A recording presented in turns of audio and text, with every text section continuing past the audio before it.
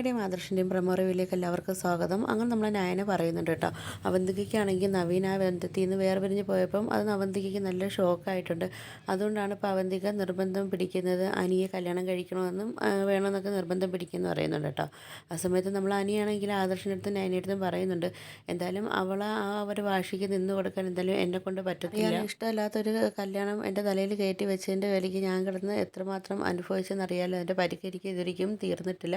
അതുകൊണ്ട് ഇനിയും എന്തായാലും ഇതൊരിക്കലും നടക്കത്തില്ല എന്നൊക്കെ നമ്മൾ അനിയാണെങ്കിൽ ആദർശിൻ്റെ അടുത്തും നയനയുടെ അടുത്തും പറയുന്നുണ്ട്. പിന്നെ ആണെങ്കിലും നമ്മൾ അഭി വന്ന് അവന്തിക അടുത്ത് ചോദിക്കുന്നുണ്ട്, കല്യാണത്തിനൊക്കെ ആലോചനകൾ ഭയങ്കരമായിട്ട് നടക്കുന്നുണ്ടല്ലോ, ആരാ പയ്യനെന്നൊക്കെ ചോദിക്കുന്നുണ്ട് കേട്ടോ. അപ്പോഴത്തേക്ക് അവന്തിക പറയുന്നുണ്ട്, വേറെ ആരാ, അനിയേട്ടൻ തന്നെയാണെന്ന് പറയുന്നുണ്ട്. നമ്മൾ അഭി ചോദിക്കുന്നത്, അയ്യോ നിനക്ക് വേറെ ആരെയും കിട്ടിയില്ലേ, നീ അത് ഇവിടെ എല്ലാവരെയും അറിയിച്ചോ എന്നൊക്കെ ചോദിക്കുന്നുണ്ട് കേട്ടോ അവന്തിക അടുത്ത്.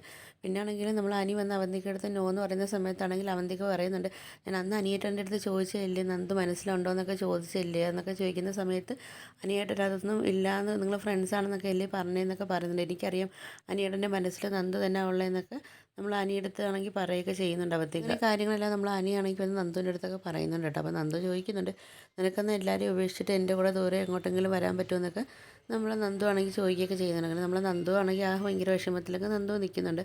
അപ്പോൾ ഇതൊക്കെയാണ് പ്രമോ റിവ്യൂ ആയിട്ട് കാണിച്ചിരിക്കുന്നത്. വീഡിയോസൊക്കെ ഇഷ്ടപ്പെട്ടാൽ ഒന്ന് ലൈക്ക് ചെയ്ത് ഷെയർ ചെയ്ത് സബ്സ്ക്രൈബ് ചെയ്ത് കൂടുതലുള്ള ബെല്ലൈക്കൺ എനേബിൾ ചെയ്ത് ഒന്ന് ഹൈപ്പ് ചെയ്തൊന്ന് സപ്പോർട്ട് ചെയ്യണേ.